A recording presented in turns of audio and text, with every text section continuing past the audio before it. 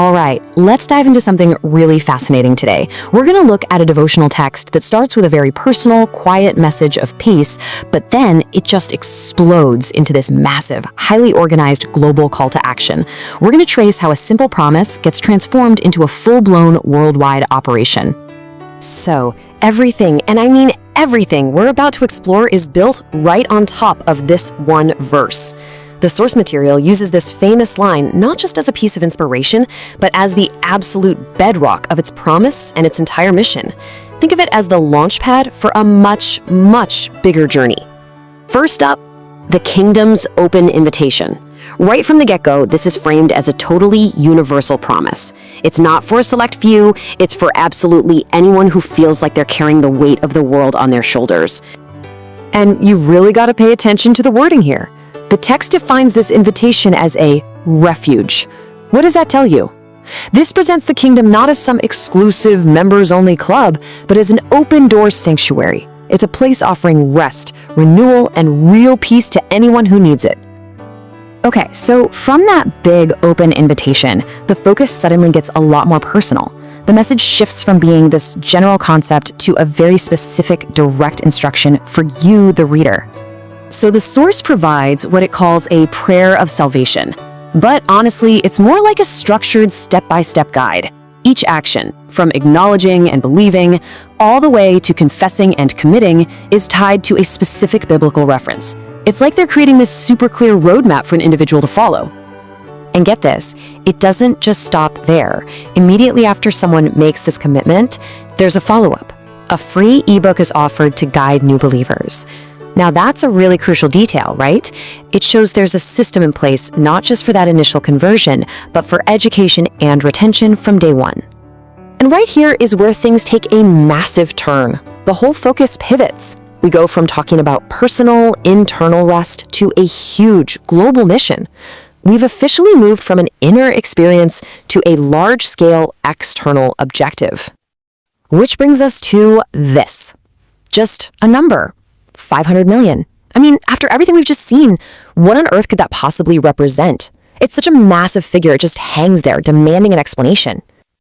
Well, here's your answer. That number is the target for a very specific mission, and it's explicitly named Operation 500 Million Souls for Christ.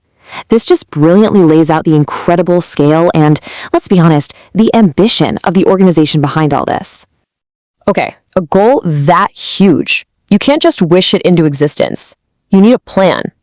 So, the source material doesn't just announce the mission, it actually lays out very clear, concrete ways for people to get involved and join the operation. And here they are, 3 really distinct roles, each with a different level of commitment. You can be a prayer partner, which is a daily spiritual commitment. You could be a volunteer missionary, which means direct hands-on service. Or you can be a kingdom investor, providing financial support. It's a very structured way to build a whole army of supporters. Now, what's interesting is that for all this global ambition, they also provide some really traditional, old-school contact info. A phone number, an email, and a physical street address in Lagos, Nigeria. This establishes a tangible, real-world headquarters for what is, in many ways, a global digital movement. So you have this physical home base, right? But it's powering an incredibly modern digital community. Let's peel back the layers on the sophisticated infrastructure they use to connect everybody and coordinate this whole worldwide effort. Wow, okay, so look at this. This is way more than just a simple prayer schedule. This is the blueprint for a globally synchronized effort. You have people across different continents, all coordinated to pray in specific time slots. It creates what is essentially a continuous 24-hour chain of prayer around the world. And they're super strategic about how they organize this community. They're not just throwing everyone into one giant group chat. No, they use different platforms for different reasons. WhatsApp is for the high interaction stuff. Group prayer, daily declarations. Meanwhile, Telegram is used more like a broadcast channel for one-way content like messages and podcasts. Now, to keep this whole machine running and growing, they've got a really smart social media game. Of course, it starts with the big one, Facebook. This acts as their central hub, a place to reach a broad audience and keep that core community connected. But then, they're not afraid to jump on newer platforms. Look, they're on TikTok. That tells you they're making a serious play for a younger audience, using short-form, trending content that can spread like wildfire. And rounding it all out, video is obviously a huge pillar of their strategy. YouTube is where they can go deeper with longer content like sermons and teachings. You put it all together, Facebook, TikTok, YouTube, and you have this complete digital machine designed to reach every possible person and scale towards that 500 million goal. And if you're wondering what the point of all this tech and coordination is, this quote from the source really just nails it. All the apps, all the social channels, all the prayer schedules, they're all tools aimed at one single unified purpose: to pray, to grow, and to spread the message. And the whole devotional wraps up with this one final, powerful message. It's an urgent call to prepare for the return of Jesus Christ. This frames the entire mission with this incredible sense of importance and timeliness.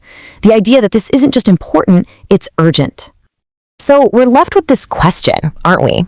How does something so personal and intimate, a simple promise of rest, transform into a massive, highly structured, digitally powered global mission?